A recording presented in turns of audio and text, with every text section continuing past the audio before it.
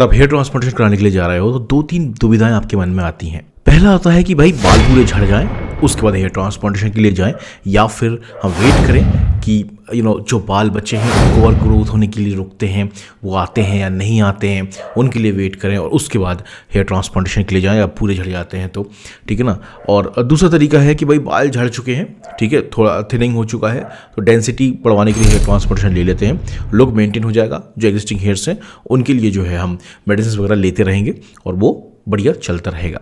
ये दोनों ही तरीके सही हैं। अगर हेयर ट्रांसप्लांटेशन के पॉइंट ऑफ व्यू से देखोगे तो बेसिकली आपको जो है जब तक आपके सर पे एग्जिस्टिंग हेयर्स है उनको बचाने की कोशिश करनी है।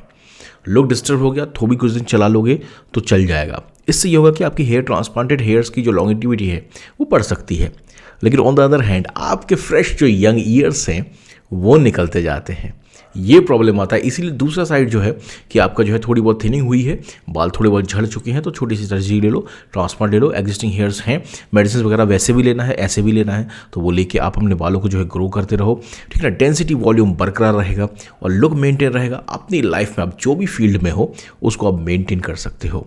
ये बेसिकली हेयर ट्रांसप्लांटेशन के दो एस्पेक्ट्स हैं। मैं बहुत लंबे समय से पहला जो एस्पेक्ट है जिसमें मैं बोलता हूँ कि जितने तब तक बाल है, ठीक है ना, तब तक उसको जो है मेंटेन रखो, उसके बाद हेयर ट्रांसप्लांटेशन का डिसीजन लेना जब आपको लगे कि हाँ ठीक है।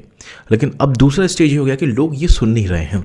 लोगों को ये है कि ट्रांसप्लांटेशन भाई करवा लेना है, भाई ये लुक मेरे को यंग एज जो है, मैं 22, 23, 24 साल का हूँ, 30 का देखने लगा हूँ, 35 का देखने लगा हूँ, तो मुझे वो लुक नहीं चाहिए है। मुझे मेंटेन करना है अपने बालों को, ठीक है ना। उसके बाद जो है ट्रांसप्लांटेशन के बाद जो एग्जिस्टिंग हेयर्स बचे हुए हैं वो तो वैसे भी मुझे दवाई लेनी है, ऐसे भी लेनी है, तो वो दवाइयों से मेंटेन हो जाएगा। और ये लॉजिकली गलत नहीं लगता है सुनने में, ठीक है ना, क्योंकि आप अगर लुक बहुत मैटर करता है। आज के समय सोशल मीडिया का ज़माना है। इवन आप अगर कोई सोशल मीडिया में नहीं हो, मीन्स कोई इन्फ्लुएंसर नहीं हो, हमारे जैसे यूट्यूब में वीडियोस बनाने वाले भी नहीं हो, या इंस्टाग्राम पे रील्स वगैरह नहीं बनाते हो, नॉर्मली फेसबुक पे या इंस्टाग्राम पे फोटो भी डालते हो तो भी लुक मैटर करता है।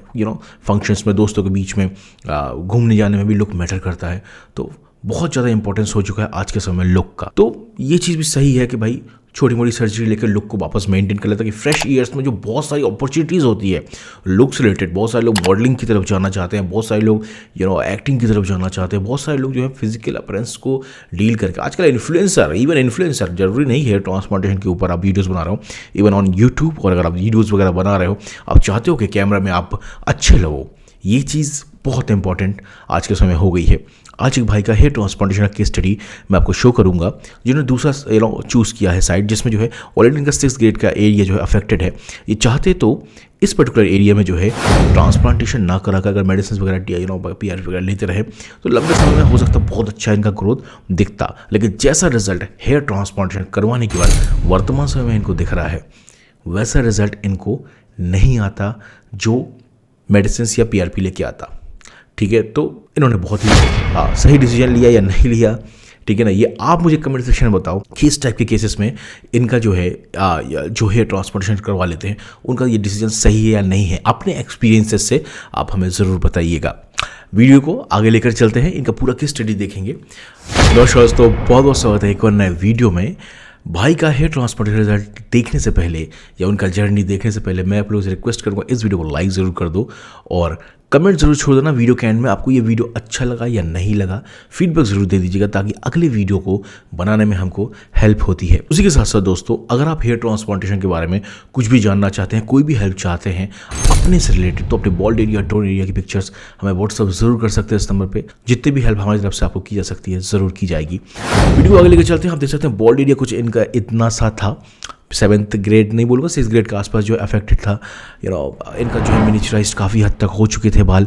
और आप देख सकते हैं अगर ये मेडिसिन वगैरह लेते, PRP वगैरह लेते, DHA वगैरह लेते तो काफ़ी हद तक इनको ग्रोथ दिख जाता, सब कुछ अच्छा हो जाता, लेकिन उसके लिए टाइम लगता, लेकिन रिकवर काफ़ी हद तक हो जाता है इनका। इन्होंने सोचा कि नहीं, मुझे ट्रांसप्लांटेशन करवाना है।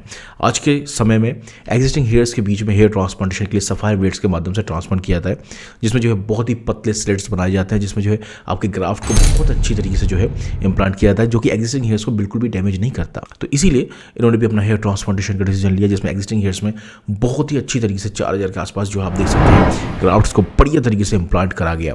और बढ़िया तरीके से इम्प्लांट हो जाने के बाद वर्तमान समय में आप इनका रिजल्ट देख सकते हैं ज़बरदस्त रिजल्ट है। सबसे अच्छी बात यह है ऐसे रिजल्ट्स में दवाई तो आपको पहले भी लेनी है, अगर आप ट्रीटमेंट भी लेते, PRP भी लेते, वो आपको पहले भी लेनी है। तो इन्होंने डिसीजन लिया कि भाई जब लेनी ही है सब कुछ, तो एक सर्जरी ले लेता हूँ, ट्रांसप्लांट ले लेता हूँ, लुक मेंटेन हो जाएगा। जो लुक इनको अभी वर्तमान समय में मिला हुआ है, ये लुक इनको किसी भी मेडिसिन से नहीं मिलता, रिकवर नहीं होता, ठीक है। इससे मिलता जुलता थोड़ा बहुत रिकवर होता तो वो बहुत लंबा टाइम पीरियड ले लेता, ठीक है। तो बेसिकली इन्होंने उस तरीके से रास्ता चूज़ किया जहाँ पर जो है हेयर ट्रांसप्लांट करा लिया और दवाइयाँ लेते रहेंगे, और ये जो वॉल्यूम है, ये वॉल्यूम इनकी बढ़ेगी और बढ़ेगी, क्योंकि एग्जिस्टिंग हेयर और घने होंगे, मोटे होंगे, ज़बरदस्त तरीके का सर भरा भरा दिखेगा।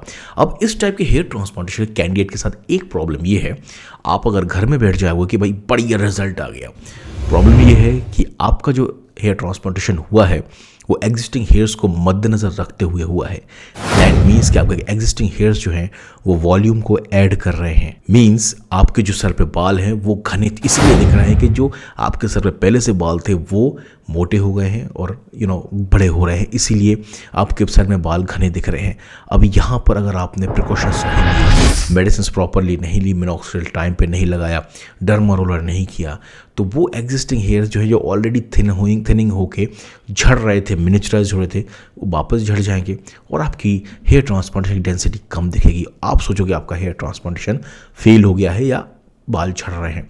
इस केस में एक साइकोलॉजिकल इफेक्ट ये होता है कि आपके एग्जिस्टिंग हेयर्स भी झड़ते हैं, तो आप ये कंफर्म नहीं कर पाते हो कि आपके एग्जिस्टिंग झड़ रहे हैं कि ट्रांसप्लांटेड हेयर्स झड़ रहे हैं, तो आप टेंशन में आ जाते हो।